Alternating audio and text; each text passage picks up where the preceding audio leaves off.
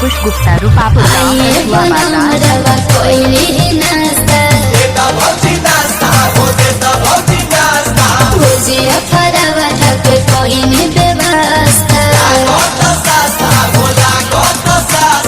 अरे मजाक मत करो सब। ओके भैया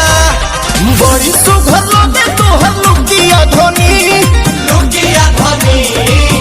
बहिरी जब मारे सुकिया धोनी सड़िया लुकिया धोनी सड़िया लुकिया धोनी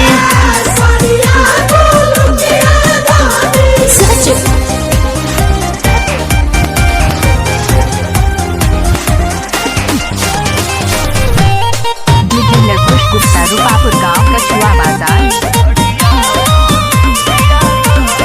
धनी हो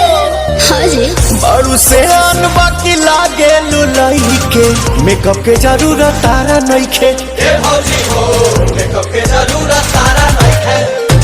बोला भापिया करो जो तू तहकी माटा ले आई कुछ मीठा खिलाई कुछ काटा खपी लाई न पुड़ुकिया धोनी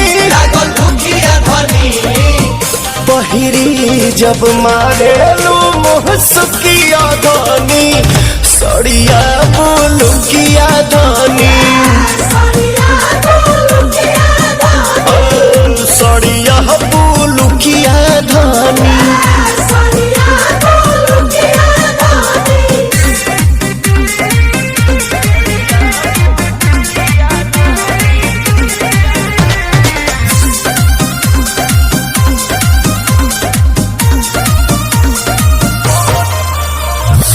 बड़ी प्यार करेलू पवन पमरेलू खाए के देलू छोहारे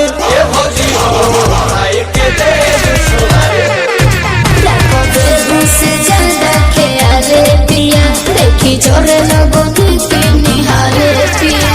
प्रिया सुहाने तो